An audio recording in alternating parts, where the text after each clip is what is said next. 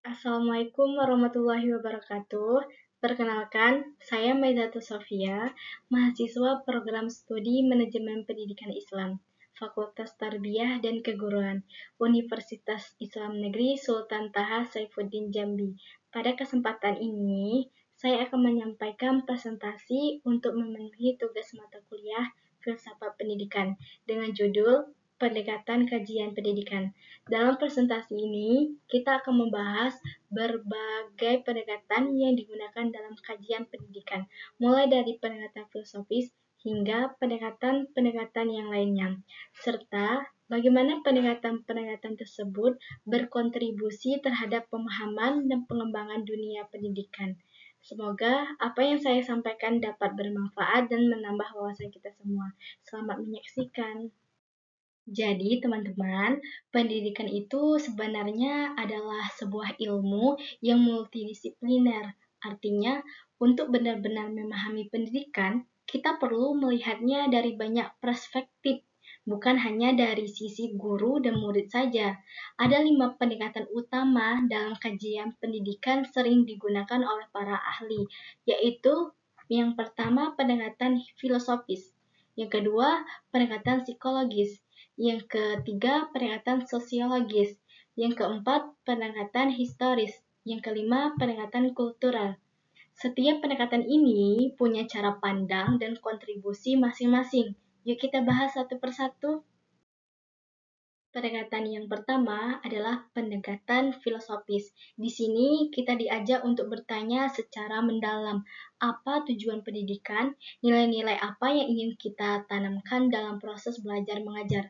Jadi, pendekatan ini fokusnya pada nilai, tujuan, dan hakikat manusia. Salah satu tokoh terkenal adalah John Dewey. Ia mengatakan bahwa pendidikan itu seharusnya berdasarkan pengalaman langsung dan harus membantu siswa belajar hidup dalam masyarakat demokratis.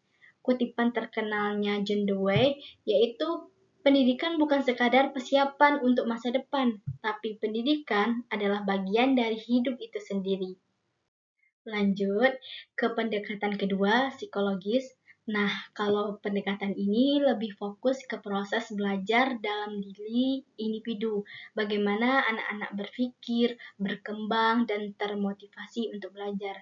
Ada beberapa tokoh penting di sini, John Piaget yang membahas tahap perkembangan kognitif anak, B.F. Skinner yang terkenal dengan teori penguatan belajar biasa ditingkatkan lewat reward dan punishment, dan Lev Vygotsky yang percaya bahwa anak-anak belajar paling baik lewat interaksi sosial dan lingkungan sekitar.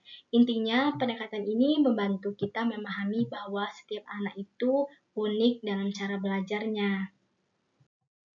Pendekatan ketiga adalah sosiologis. Kalau yang ini, pendidikan dilihat sebagai bagian dari masyarakat. Sekolah bukan hanya tempat belajar akademik, tapi juga tempat di mana nilai-nilai sosial, budaya, bahkan ketimpangan bisa terbentuk atau dilawan.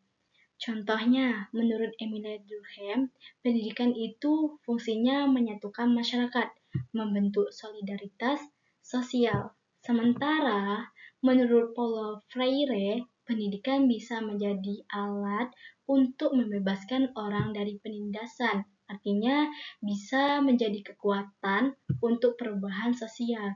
Jadi, pendekatan ini bisa kita sadar bahwa pendidikan bisa sangat mempengaruhi terhadap keadilan sosial.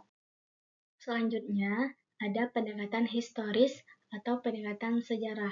Melalui pendekatan ini, kita melihat bagaimana pendidikan berkembang dari masa ke masa. Misalnya, bagaimana sistem sekolah terbentuk dulu, kenapa kurikulum bisa berubah, apa dampak sejarah seperti kolonialisme atau reformasi terhadap pendidikan kita sekarang. Dengan mempelajari sejarah pendidikan, kita bisa mengambil pelajaran dari masa lalu untuk memperbaiki sistem pendidikan di masa depan. Referensinya salah satu dari Goethe 2005 yang banyak mengulas hal ini. Dan yang terakhir adalah pendekatan kultural. Nah, ini sangat penting, terutama di negara kita yang sangat beragam budayanya. Pendekatan ini menekankan bahwa budaya sangat memengaruhi cara belajar dan cara mengajar. Misalnya, anak dari budaya A bisa punya cara berpikir atau nilai-nilai yang berbeda dari anak di budaya B.